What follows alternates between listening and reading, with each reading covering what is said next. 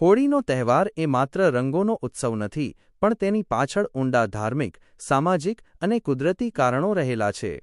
આ તહેવાર ઉજવવા પાછળના મુખ્ય કારણો નીચે મુજબ છે. 1. ભક્ત પ્રહલાદ અને હોલિકાની કથા. ધાર્મિક કારણ. હોળી ઉજવવાનું સૌથી મુખ્ય કારણ ભક્ત પ્રહલાદની જીત છે. અસુર રાજા હિરણ્યકશ્યપ પોતાને ભગવાન માનતો હતો, પણ તેનો પુત્ર પ્રહલાદ ભગવાન વિષ્ણુનો પરમ ભક્ત હતો. હિરણ્યકશ્યપની બહેન હોલિકા પાસે એક એવી ચૂંદડી વસ્ત્ર હતી જેને ઓઢીને અગ્નિમાં બેસવાથી તે બળે નહીં. પ્રહલાદને મારી નાખવા માટે હોલિકા તેને ખોળામાં લઈને અગ્નિમાં બેઠી. પરંતુ ભગવાનની કૃપાથી હોલિકા બળીને ભસ્મ થઈ ગઈ અને પ્રહલાદ સુરક્ષિત રહ્યો. આ ઘટના અસત્ય પર સત્યના વિજય અને બુરાઈ પર અચ્છાઈની જીતના પ્રતીક તરીકે ઉજવાય છે. 2. ઋતુ પરિવર્તન. વૈજ્ઞાનિક અને કુદરતી કારણ. હોળી એ વસંત ઋતુના આગમનનો સંદેશ આપે છે. શિયાળો પૂરો થાય અને ઉનાળાની શરૂઆત થાય ત્યારે વાતાવરણમાં ફેરફાર થાય છે.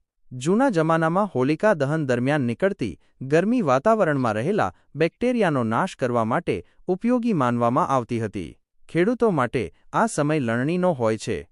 નવો પાક ઘેર આવવાની ખુશીમાં હોળાષ્ટક પૂર્ણ કરી આનંદ વ્યક્ત કરવામાં આવે છે. 3. સામાજિક એકતા. ધૂળેટીના દિવસે લોકો એકબીજા પર રંગ છાંટીને ઊંચ-નીચ, જ્ઞાતિ-જાતિ કે અમીર-ગરીબના ભેદભાવ ભૂલી જાય છે. આ દિવસે જૂની દુશ્મની ભૂલીને ગળે મળવાની પરંપરા છે, જે સમાજમાં ભાઈચારો વધારે છે. 4. કામદેવનું પુનર્જીવન. પૌરાણિક કથાઓ મુજબ ભગવાન શિવે પોતાની ત્રીજી આંખ ખોલીને કામદેવને ભસ્મ કર્યા હતા. બાદમાં રતિની પ્રાર્થનાથી પ્રસન્ન થઈને શિવે કામદેવને સદેહે જીવિત કર્યા હતા. આ ખુશીમાં પણ હોળી ઉજવાય છે. રસપ્રદ તથ્ય. ભગવાન કૃષ્ણએ ગોકુળમાં ગોપીઓ સાથે રાસલીલા અને રંગોથી હોળી રમવાની શરૂઆત કરી હતી. તેથી જ વ્રજ અને મથુરાની હોળી આજે પણ વિશ્વભરમાં પ્રખ્યાત છે.